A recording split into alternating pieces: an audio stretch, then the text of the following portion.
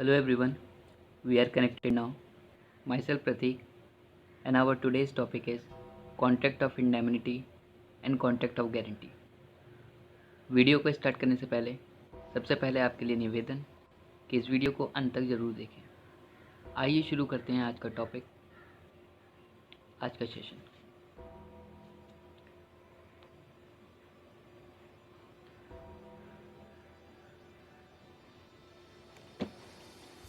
Law of contract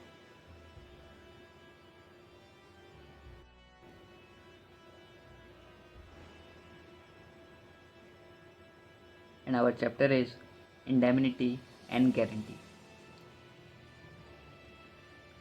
तो indemnity किस section में डिफाइन करी गई है? सेक्शन 124 में। Indemnity is defined by the section 124 of Indian Contract Act 1872, जिसमें साफ साफ लिखा है कि a contract by which one party promise to save the other from loss caused to him by the conduct of the promiser himself or by the conduct of any other person is called a contract of indemnity. आइए देखते हैं contract of guarantee को। तो ये किस section में defined है? Section number 126 में। तो सेक्शन नंबर 126 क्या कहता है? Section 126 of Indian contract act 1872 defines a contract of guarantee in these words. A contract of guarantee is a contract to perform the promise or discharge liability of third person in case of his default.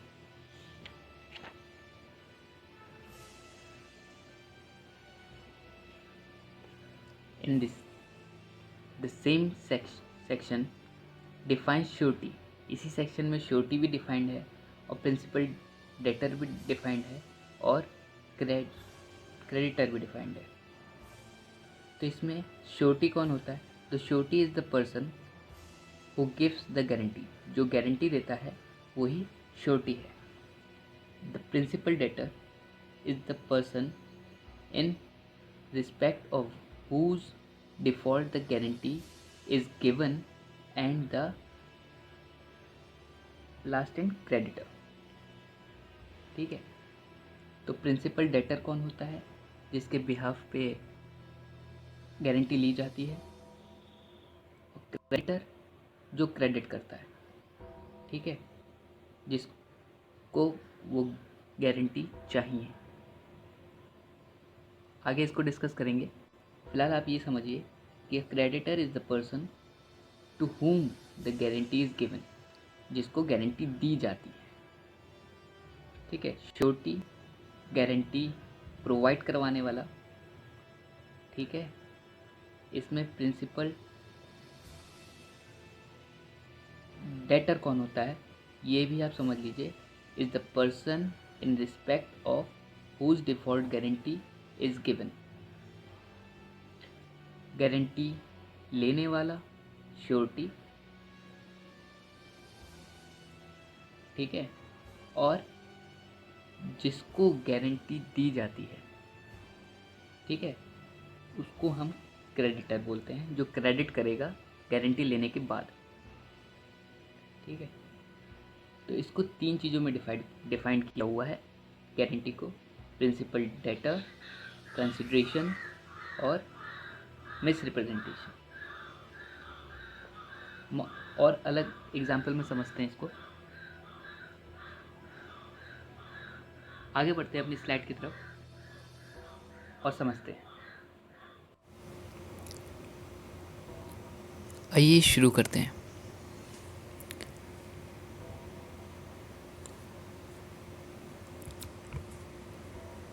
Contract of indemnity.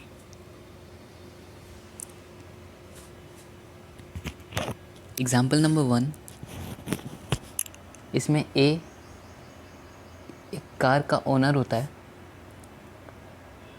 ये एक insurance करवाता है GIC से, general insurance company. ठीक बात है। ये क्या करेगा, ये इंश्योरेंस का प्रीमियम भरेगा, ठीक, अपनी कार के लिए, और जनरल इंश्योरेंस वाला इसको बदले में क्या देगा, other than life insurance, life को छोड़कर ये इसकी कार का इंश्योरेंस करेगा। इंश्योरेंस यानी कि उसकी कार को इंश्योर करने का वादा करेगा। ठीक है, किसकी कार को, एक ही कार को। ठीक बात है, समझ में आ गई बात।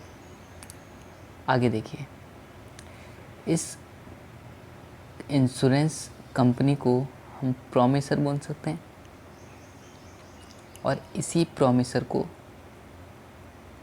इंडेमनीफायर बोला जाता है।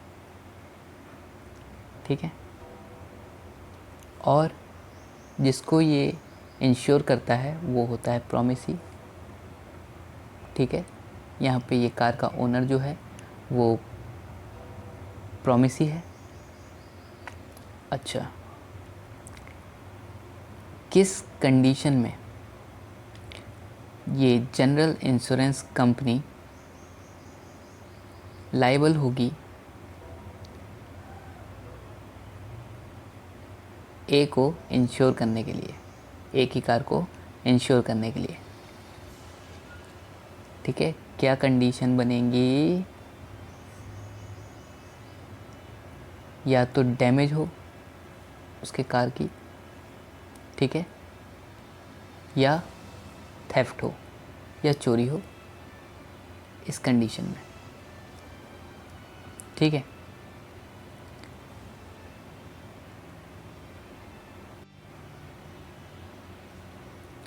आगे बढ़ते हैं।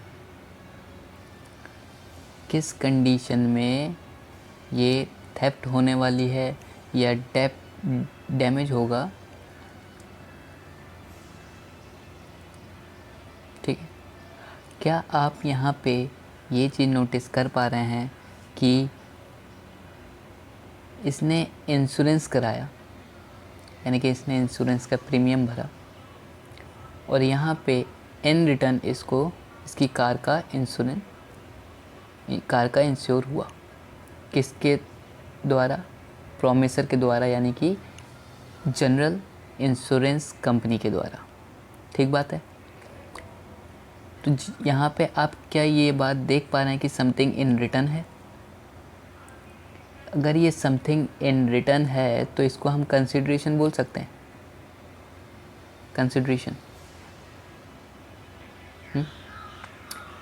ये कंसिडरेशन है, ये कंसिडरेशन का केस है, क्योंकि इसमें दोनों पार्टी के लिए समथिंग इन रिटर्न है। इतनी बात आपको समझ में आई? ठीक है, आगे बढ़ते हैं। क्या आपने इंडेमनीफायर को समझा? इंडेमनीफाई को समझा? इंडेमनीफाई क्या है? To make good loss by of another. By of लगा लीजिए आप। To make good loss of another, दूसरे के लॉस को भरना। ठीक बात है। क्या आपने एक और चीज़ नोटिस करी? हमको इंडियन कॉन्ट्रैक्ट एक्ट का वो पार्ट याद आ रहा है, contingent contract. Contract of indemnity का नेचर क्या है? क्या आपको ये समझ में आ रहा है? कंटेंजेंट इन नेचर में है ये। कैसे, मैं अभी बताता हूँ। पहले आप ये समझिए कंटेंजेंट कॉन्ट्रैक्ट क्या है। कंटेंजेंट कॉन्ट्रैक्ट यानी विच डिपेंड्स अपॉन हैपनिंग और नॉन हैपनिंग। ठीक बात है, यानी कि ये पूरा का पूरा डिपेंड है हैपनिंग और नॉन हैपनिंग। इस केस में जो हम इस एग्जाम्पल को देख रहे हैं, यहाँ पे अगर डैमेज नहीं होता है, थेफ्ट नहीं होता है, चोरी नहीं होती है, तो इस कंडीशन में जनरल इंश्योरेंस कंपनी लायबल नहीं होगी। समझ में आता है? लायबिलिटी क्या होती है? लायबिलिटी, जब जनरल इंश्योरेंस कंपनी यानी जीआईसी ने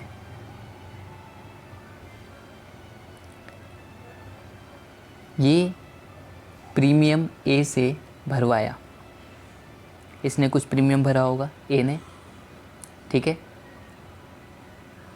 और इसने क्या किया, वादा किया कि हम आपकी लॉस की भरपाई करेंगे।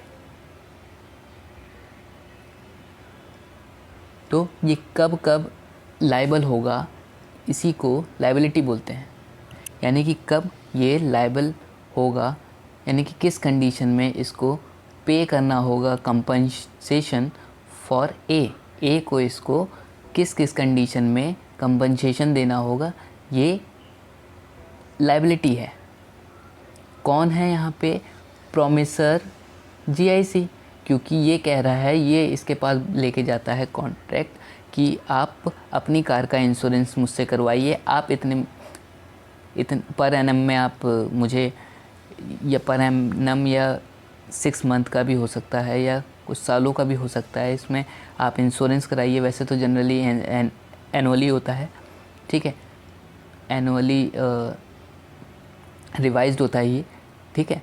तो ये इससे एक फ़िक्स्ड अमाउंट प्रीमियम के तौर पर लेता है और ये एक प्रॉमिस करता है कि हम आपकी कार को कुछ कंडीशंस में इंश्योर करेंगे। इंश्योरेंस का मतलब कि जब भी डैमेज होगा या थेफ्ट होगा, अगर आपने ये हमारा कॉन्ट्रैक्ट लिया हुआ है, ये आपने हमारा हमसे बॉन्ड किया हुआ है, तो हम आपको इसमें इंश्योर करेंगे। या तो चोरी हो जाती है, डैमेज हो जाती है, तो इसी कंडीशन में ये pays a compensation for A. अगर उसकी गाड़ी, ए की गाड़ी डैमेज होती है या चोरी होती है, तो ये कंपनसेशन को पे करेगा अकॉर्डिंग टू लॉस। ये भी ध्यान में रखना है कि अकॉर्डिंग टू लॉस, ठीक है। मैंने जो इंश्योरेंस यानी कि प्रीमियम लिया हुआ है वो 10 लाख का लिया हुआ है, ठीक बात है, और मेरा जो लॉस हुआ है यानी कि डैमेज हुआ है वो 10,000 का हुआ है। तो क्या कंपनी को मुझे यानी ए को 10 लाख देना चाहिए कि नहीं देना चाहिए? बिल्कुल नहीं देना चाहिए ना। जैसा लॉस होगा उसी के अकॉर्डिंग हमको प्रीमियम मिलेगा, कंपनसेशन मिलेगा, प्रीमियम नहीं कंपनसेशन मिलेगा, ठीक है। इतनी बात समझ में आ रही है आपको? यानी कि अकॉर्डिंग टू द लॉस हमको इसका कंपनसेशन मिलेगा। किसके द्वारा? इंडेमनीफायर के द्वारा, जो कि प्रॉमिसर है, यानी इस एग्जाम्पल के अकॉर्डिंग में, ठीक है। इतनी बात समझ में आई? आगे चलते हैं। जैसे ही मैंने आपको एग्जाम्पल ये बताया था कि एक कार है आपकी, वो 10 लाख की है और आपने जो प्रीमियम लिया है 10 लाख का लिया है, लेकिन आपका इंश्योरेंस का जो प्रीमियम है वो 10,000 का हुआ है। अच्छा, आपकी बहुत ज़्यादा अच्छी कंडीशन है, आपकी बहुत अच्छा लकीली आपका कोई एक्सीडेंट भी नहीं होता है, ठीक है ना। उसके बाद ए जाता है जीआईसी के पास और कहता है, लाओ भाई, अब मेरा 10,000 रुपये लाओ जो मैंने आपको प्रीमियम के तौर पे दिया था, क्योंकि मेरा तो कोई एक्सीडेंट ही नहीं हुआ। तो क्या इस कंडीशन में ए इंडेमनीफाई के पास जा सकता है, यानी प्रॉमिसर के पास जा सकता है कि आप, मेरा एक्सीडेंट नहीं हुआ, आप मुझे मेरे 10 लाख रुपए वापस लाओ, सॉरी 10,000 रुपये वापस लाओ, जो कि इसने प्रीमियम के तौर पे भरे हैं? बिल्कुल नहीं, क्योंकि ये इसकी कंसिडरेशन की फ़ी है, ये कंसिडरेशन है। आइए देखते हैं कि व्हाट हैपेंस व्हेन, क्या होगा तब जब देयर इज़ नो एक्सीडेंट, जब यहाँ पे एक्सीडेंट ही नहीं होंगे। जैसे कि इसने कहा कि मेरा एक्सीडेंट ही नहीं हुआ है, अब आप मुझे जो मैंने आपको जमा किए थे वो मेरे पैसे लौटा दो। तो इस कंडीशन में हम क्या देखेंगे कि 10,000 जो इसने प्रीमियम के तौर पे भरे हैं वो इसकी कंसिडरेशन है, which means something in return. ठीक है, आप मुझे ये प्रीमियम दीजिए। जब इसने GIC के साथ कांटेक्ट किया तो इसने कहा कि आप मुझे मेरी कार को इंश्योर कीजिए और मैं आपको ये मंथली दूंगा। ठीक है, तो ये रिटर्नेबल नहीं है और हमेशा कंपनसेशन इसको अकॉर्डिंग टू द लॉस होगा, up to the extent of loss. ठीक है, कहाँ का लॉस? इनहेरेंट पार्ट का लॉस। ये देखा जाएगा कि आपकी कार का इनहेरेंट पार्ट है कि नहीं है। आपकी जो नॉर्मल कार है उसके ऊपर आपने उसके शीशे पे आपने एक फ़िल्म लगा रखी है। ठीक है, तो डैमेज होने पे उसके शीशे का आपको कंपनसेशन मिलेगा, ना कि उस फिल्म का भी। ठीक है, तो उसी चीज़ों का जैसे इंजन हो गया तो इसका 100% मिलेगा और फ्रंट मिरर का 100% मिलेगा। यानी कि जो इसका इनहेरेंट पार्ट होता है उसका 100% कंपनसेशन में मिलेगा। लेकिन अगर आप बात करेंगे कि इनहेरेंट पार्ट जो नहीं होगा उसका, तो उसको नहीं मिलेगा। आपने उसमें कुछ और अलग से ऐड करवाया है तो उसका आपको कंपनसेशन नहीं मिलने वाला है। ठीक है, अच्छा, लॉस हमारा कम हुआ है। हमारा अगला जो पॉइंट है वो ये है, लॉस कम है। लॉस है हमारा 10,000 का। ठीक है, 10,000 से कम का। तो क्या कंपनी हमको 10 लाख देगी क्या? बिल्कुल भी नहीं देगी। ये क्या करेगी, अकॉर्डिंग टू द लॉस हमको हमारी कार को इंश्योर करेगी। ठीक है, इतनी बात आपको समझ में आ रही है। इस company should pay compensation of 10 lakh, नहीं 10 लाख की ज़रूरत नहीं है। वो केवल वो सबसे पहले आपसे पूछेगी कि क्या डैमेज हुआ है और उस डैमेज का वो कंपनसेशन आपको प्रोवाइड करेगी अगर आप प्रीमियम में आते हैं तो। आप जो उसके आपने प्रीमियम दिया है, आपने अगर उससे बॉन्ड किया हुआ है तो। ठीक है, आगे बढ़ें अगर इतना समझ में आ गया तो।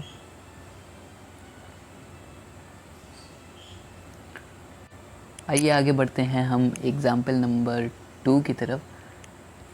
और यहाँ पे आप देखेंगे एग्ज़ाम्पल नंबर 2, इसमें X हैं और Y हैं। ये दोनों फ्रेंड्स हैं। ठीक है ना, जो X है वो विलेज में रहता है और Y है वो अब शहर जा चुका है, इसीलिए वो एक्स विलेजर है। नाउ वो अभी दिल्ली में है। ठीक है, ऐसे समझते हैं। ये लोग बात करते हैं या मिलते हैं, जैसा भी रहता है इनका। तो जो Y है वो X को कहता है, क्या तुम गांव में पड़े हो, आओ मेरे पास आ जाओ, यहीं पे जॉब करते हैं, अच्छे से रहेंगे। तो X यहाँ पे ये कहते हुए डिनाई कर देता है कि अगर मुझे वहाँ जॉब नहीं मिली तो मैं यहाँ पे जो खेती बाड़ी कर रहा हूँ या जो मैं फार्मिंग कर रहा हूँ यहाँ पे, वो भी उसका भी लॉस हो जाएगा मुझे। ठीक है ना, तो यहाँ पे इस एग्ज़ाम्पल में Y प्रॉमिस करता है। क्या करेगा? एक प्रॉमिस करेगा। किसको करेगा? X को करेगा। क्यों करेगा देखते हैं। Y says to X, come to Delhi until you get the job. I will pay for your food and safety. अब ये इसका दोस्त है, ये इसको बुलाना चाह रहा है दिल्ली में इसके फ्यूचर के लिए, और ये चाहता है कि ये जॉब करे दिल्ली में इसके साथ। तो ये इसको कहता है कि आप आओ, मैं आपके रहने का और खाने का बंदोबस्त कर दूंगा, मैं आपका पे करूंगा आपको, ठीक है। कब तक करेगा ये पे? जब तक इसको जॉब नहीं मिल जाती। ये बहुत इम्पॉर्टेंट है, ध्यान में रखिएगा, ठीक है ना। एक्स ने यहाँ पे डिनाई किया था कि X denies Y in the fear of not getting job in Delhi. उसने कहा कि भाई मेरे को जॉब मिलेगी, ये कंफर्म थोड़ी है कि मैं जाऊंगा और मुझे मिल ही जाएगी। तो इस कंडीशन में वाई कहता है कि वाई प्रॉमिस कहता है अच्छा चलो आ जाओ, मैं आपको प्रॉमिस करता हूँ कि आपके रहने का और खाने का पे मैं करूँगा। कब तक करूँगा? जब तक आपको वर्क नहीं मिल जाता, काम नहीं मिल जाता, ठीक है ना।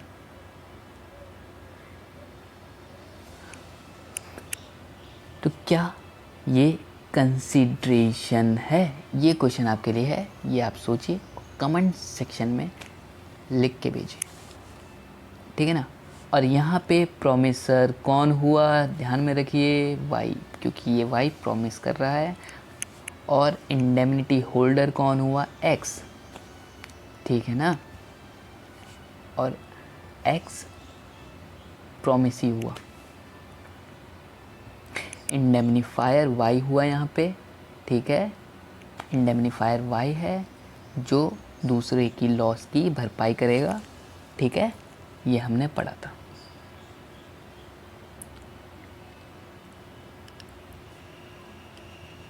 ठीक है। नोट कर लीजिए तब तक।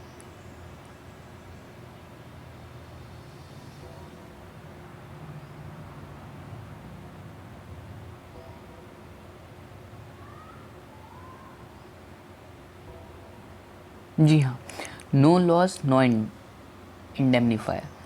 अगर लॉस नहीं होगा तो कोई भी इंडेमनीफायर नहीं होगा, ठीक है ना। लॉस ही नहीं हुआ तो वो किस बात की भरपाई करेगा? ये इसको जाते ही वाई एक्स गया और ये लकीली इसको जॉब भी मिल गई। पहले दिन इसने इंटरव्यू के लिए गया और इसने जॉब मिल गई इसको, तो वाई क्यों इसको पे करेगा? अब ये खुद ही इतना लायबल है कि अपने खर्चे उठा सके। इस कंडीशन में वाई की जो लायबिलिटी थी वो डिस्चार्ज हो गई। कब डिस्चार्ज हो गई? जब एक्स को जॉब मिल गई। अब वो चाहे 1 साल बाद मिले, 2 साल के बाद मिले, 3 साल के बाद मिले, या जाते ही मिल जाए, ठीक है ना। दूसरा क्वेश्चन बनेगा, is life insurance as contract of indemnity? क्या ये कॉन्ट्रैक्ट ऑफ इंडेमनिटी है? बताइए, क्या life insurance contract of indemnity है? यानी कि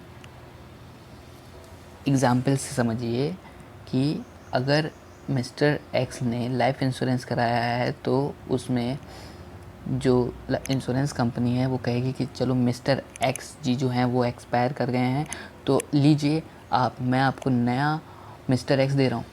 ऐसा कुछ क्या?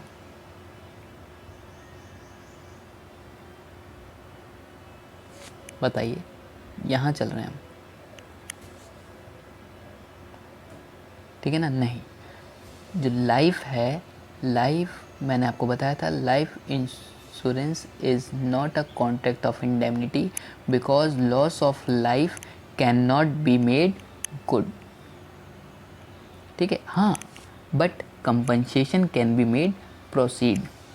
इसका कंपनसेशन दिया जा सकता है, लेकिन लाइफ के बदले लाइफ नहीं दी जा सकती है, क्योंकि लाइफ को आप अमाउंट में यानी कि मनी में आप तोल नहीं सकते ना, काउंट नहीं कर सकते आप उसको, ठीक है ना। चलिए आगे बढ़ते हैं।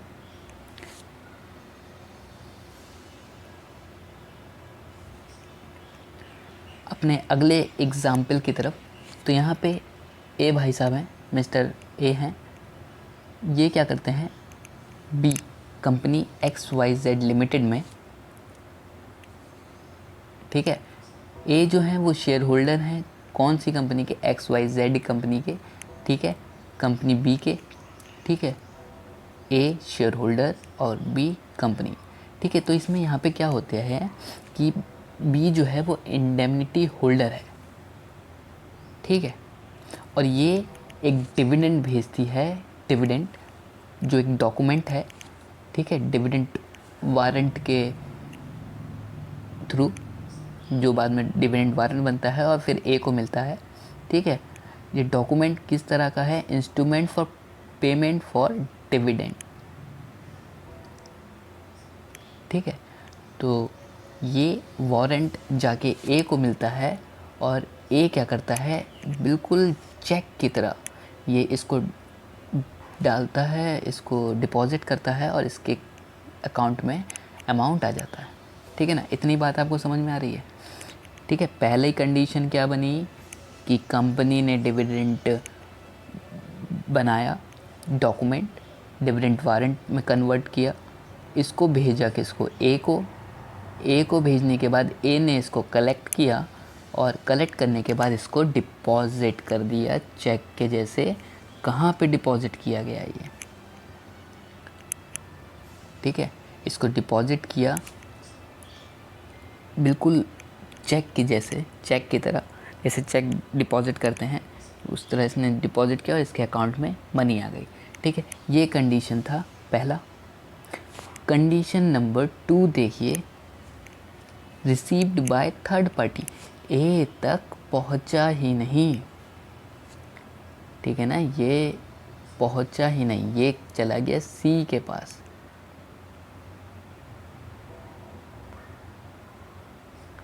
ठीक है ना। कहाँ चला गया? ये जाके सी के पास चला गया, ये है ना। और कहीं भी गया, ए के पास नहीं पहुंचा। तो अब इस कंडीशन में ए क्या करेगा? ए तो एक एप्लीकेशन लिखेगा भाई। क्या करेगा इस कंडीशन में? एप्लीकेशन ही लिख सकता है और क्या कर सकता है? कहाँ लिखेगा? कंपनी को लिखेगा। क्या लिखेगा? आगे देखते हैं।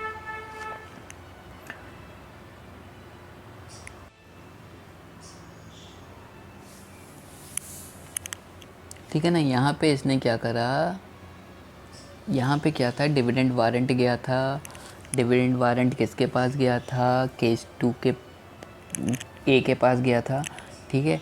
ए के पास गया, ए ने निकाला, ए ने डिपॉजिट किया और ए को मिल गया अमाउंट, ठीक है। और फिर दूसरी कंडीशन बनी थी कि हमारी जो केस 2 थी उसमें थर्ड पार्टी को रिसीव्ड हो गया, ठीक है, और ये ए तक पहुंचा ही नहीं, ठीक है। इस कंडीशन में क्या होगा? ए को एक एप्लीकेशन लिखनी पड़ेगी, ए को एप्लीकेशन लिखनी पड़ेगी किसको?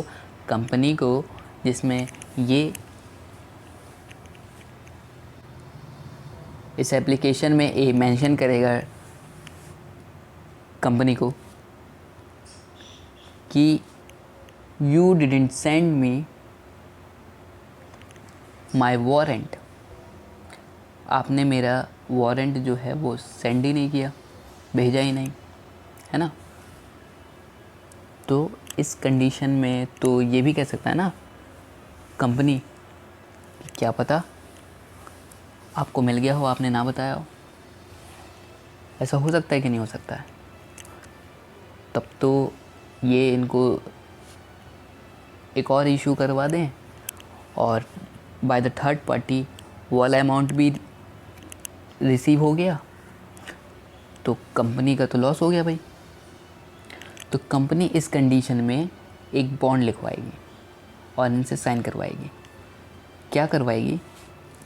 इंडेमनिटी बॉन्ड में ये कहेगी, आप लिखिए और आप भी लिखिए अपनी नोट्स बुक में, indemnity by XYZ limited from any loss which may occur to XYZ Limited due to misuse of dividend warrant sent by company was lost in transit. I further request to the company for issue of duplicate warrant. इस condition में ये यहाँ पे एक चीज़ और add करेगी और वो क्या ऐड करेगी, कंपनी ये ऐड करेगी बाय मी और बाय अनदर थर्ड पार्टी, यानी कि साइन करवा लेगी कि मेरे से मिसयूज़ हो या मिसयूज़ हो अनदर थर्ड पार्टी के द्वारा। अच्छा, हमने तो ये कॉन्ट्रैक्ट में देखा है ना कि कई बार अपनी तो देनी ही पड़ती है, अपने गलतियों की भरपाई तो करनी ही पड़ती है, इसमें दूसरों की गलती की भरपाई भी करनी पड़ेगी। यानी कि आपको नहीं मिला है, थर्ड पार्टी को रिसीव हो गया, तो बाय द थर्ड पार्टी ने किया हो, फिर भी इसके लिए यही लायबल होंगे। तो लॉस कब कब हमको मिल सकता है, how can be loss held, loss कब कब हो सकता है, ध्यान में रखिए। टाइप्स ऑफ लॉस क्या हैं हमारे, टाइप्स ऑफ लॉस यही हैं कि बाय द थर्ड पार्टी, या तो थर्ड पार्टी के द्वारा हो, ठीक है, किसी थर्ड पार्टी ने आपको लॉस की कंडीशन में लाए हों, और या तो आप खुद इंडेमनीफायर खुद। ठीक है, इतनी बात आपको समझ में आई, आप इसको फटाफट से नोट कर लीजिए, ठीक है ना। चलिए, तो दोस्तों उम्मीद करता हूँ आपको ये वीडियो पसंद आया होगा। तब तक दीजिए इजाज़त, मिलते हैं अगली वीडियो में जिसमें हम इसके आगे बात करेंगे। धन्यवाद।